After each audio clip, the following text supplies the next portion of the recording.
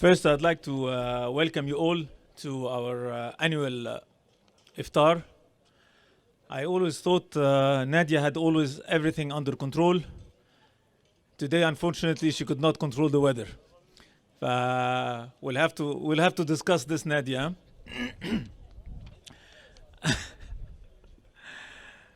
Anyways, I wish you all يعني Ramadan Kareem and happy Easter.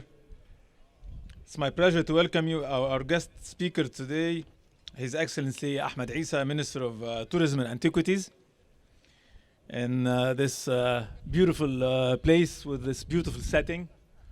يعني we don't have many. Anyways, we're in his domain, يعني in في ملعبه.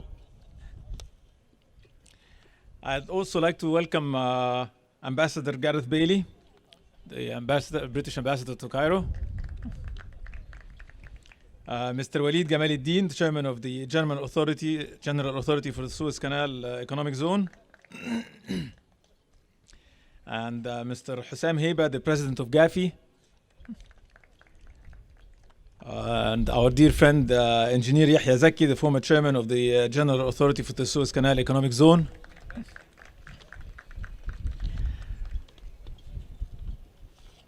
And I'd also like to take a moment to recognize and thank our gold sponsor, eBank, the Export Development Bank of Egypt, and our event partners for their continuous support, Banque du Caire, CIB Egypt, GSK, Suez Canal Bank, Tatweer Misr, and Vodafone Egypt. Special thanks to our strategic media partner, Excellent DNN. Lastly, I'll give the floor to Mr. Ahmed Galal, the Deputy Chairman of eBank, to introduce His Excellency Minister Ahmed Issa. Thank you. Good evening, everyone. It's my pleasure to welcome you all at this special event of Ramadan Iftar, and to have the honor of introducing our distinguished guest of honor, His Excellency Mr. Ahmed Issa, Minister of Tourism and Antiquities.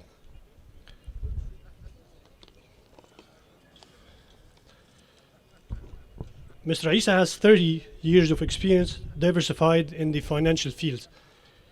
And around this field, started with commercial banking, part of it non-bank financial institutions, whatever.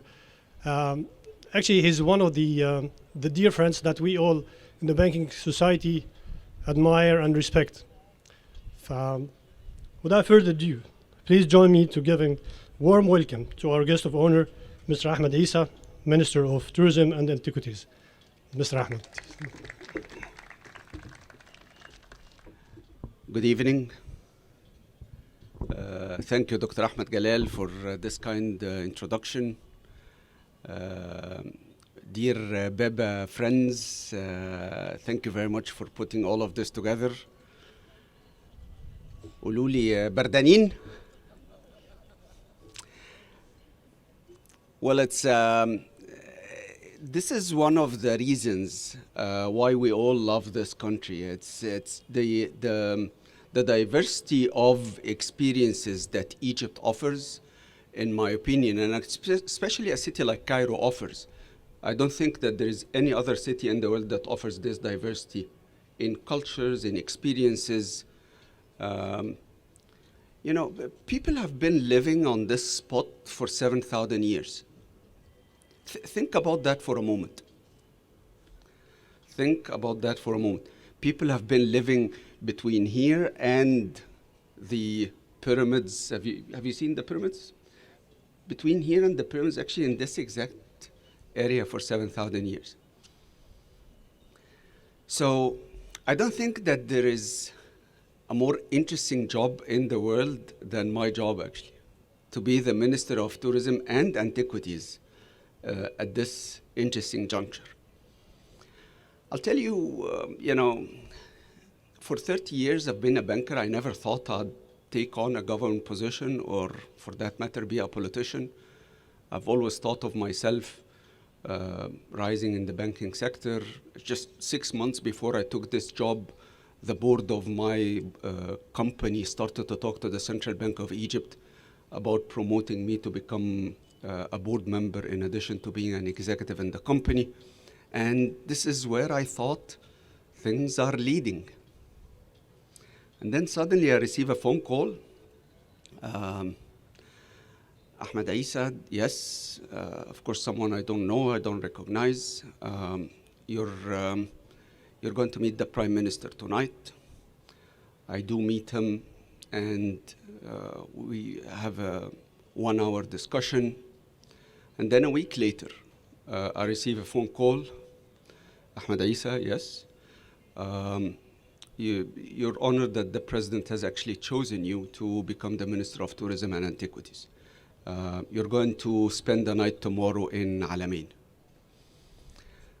That's, and with this privilege and honor, actually, it just, life can throw things at you that you never think about and you never expect. But then as long as you're committed to a set of values that leads you in your direction and in your decision making, it becomes very easy to take decisions like this. It becomes very easy to say yes. It's quite a privilege actually to be able to serve my country in this way and at this juncture.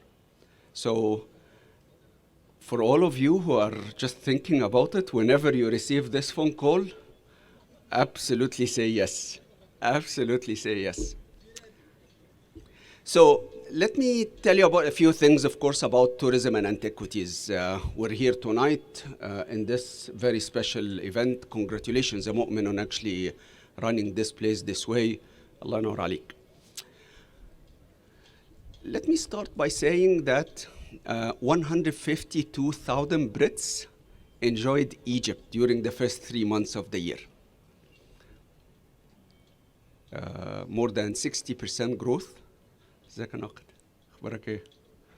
More than 60% growth year on year during the first 3 months. But that puts the Brits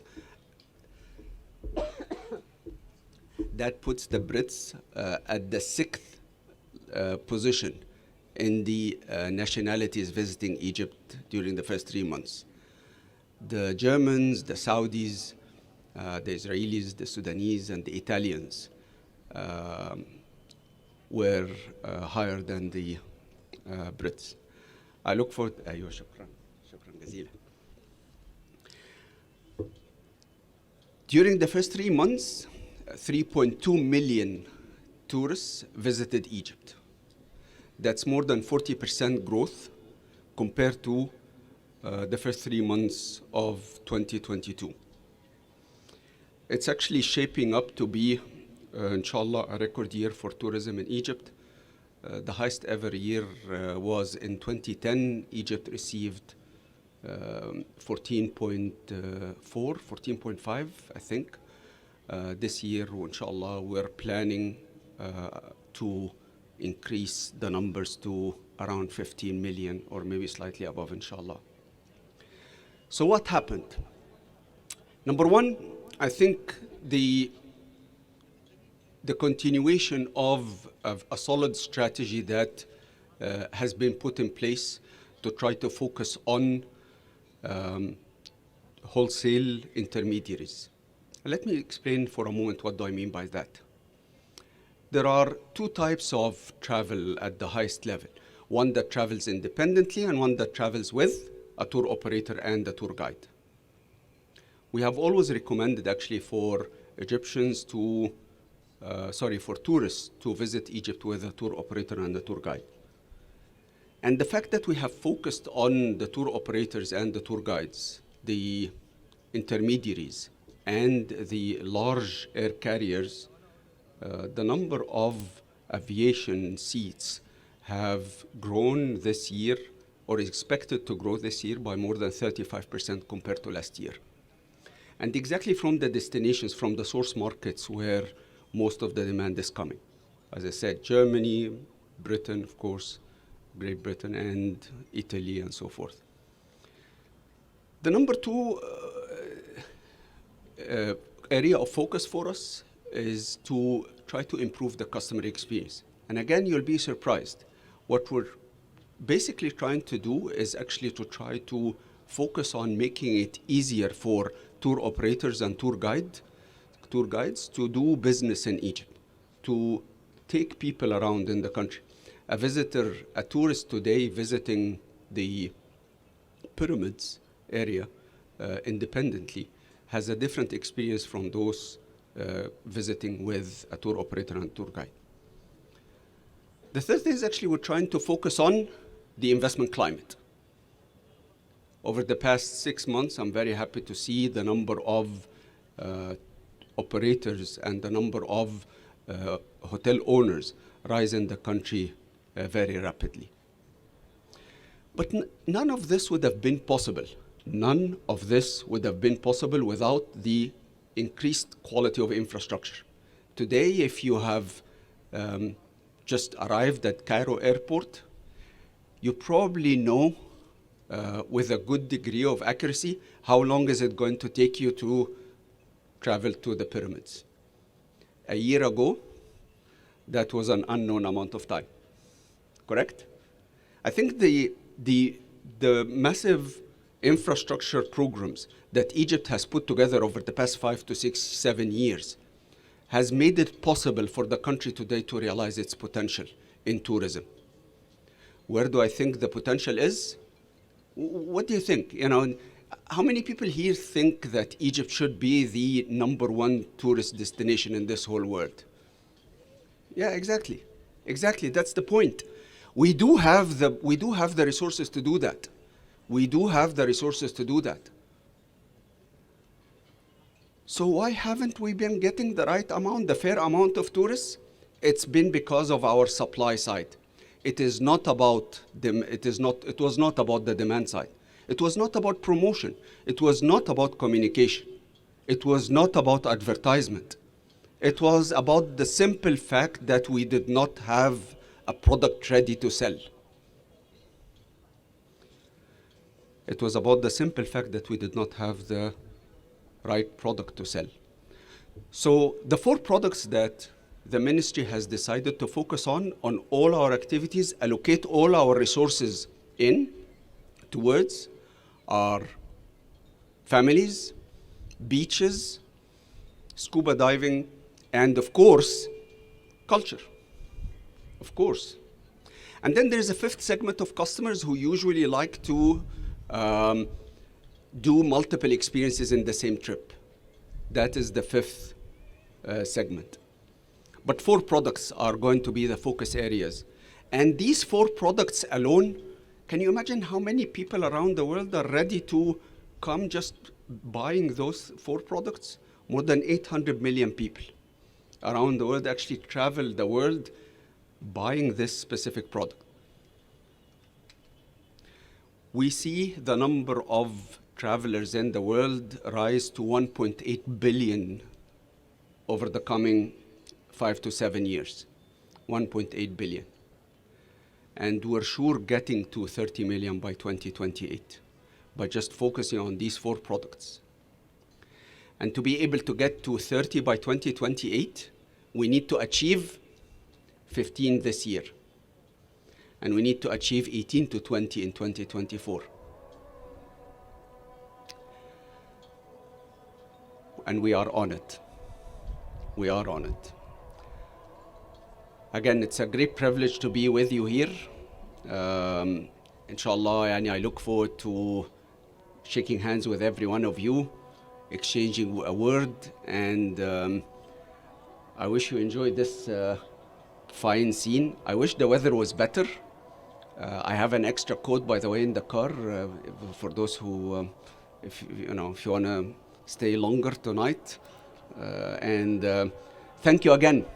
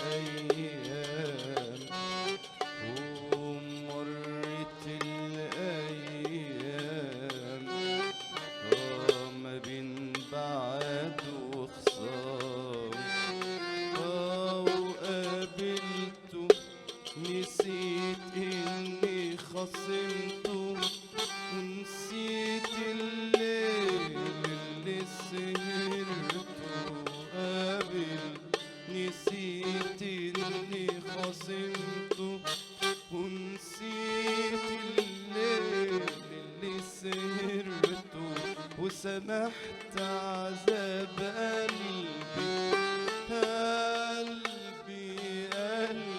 وحرته،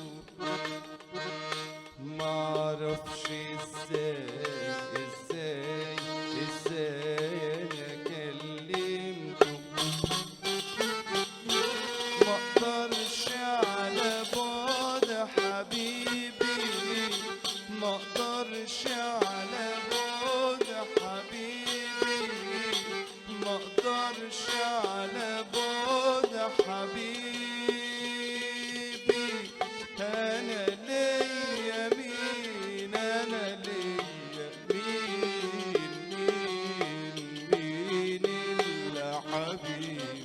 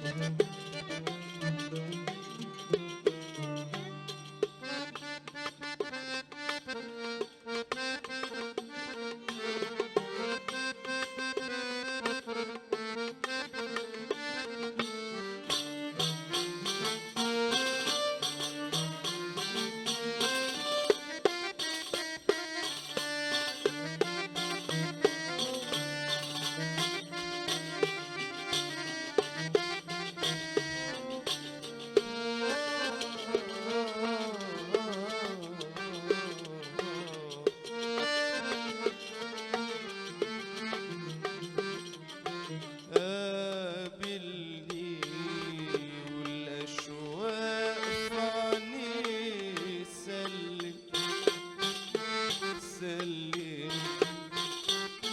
سلم وخد ايدي في ايدي، خد ايدي في ايدي.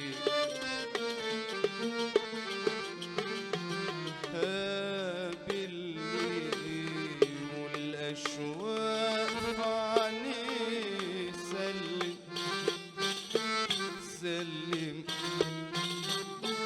سلم وخد ايدي في ايدي، خد ايدي في ايدي.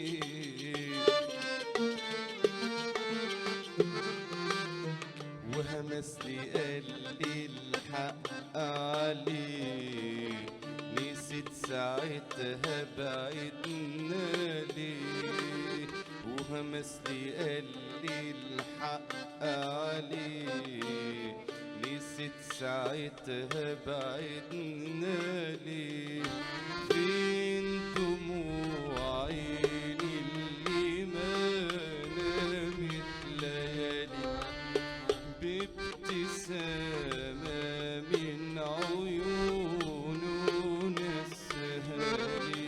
فين دموع عيني اللي ما نامت ليالي، بابتسامة من عيونه نسها لي. قمر عذاب وأحلى عذاب، قمر عذاب وأحلى عذاب.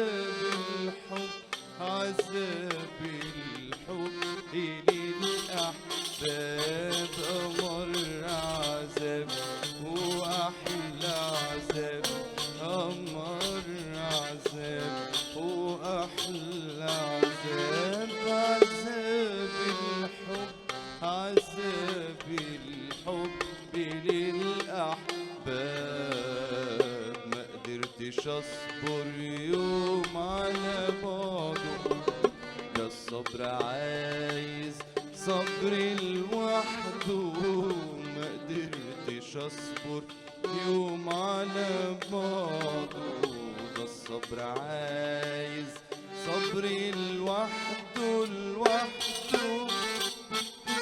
مقدرش على بعد حبيبي، مقدرش على بعد حبيبي،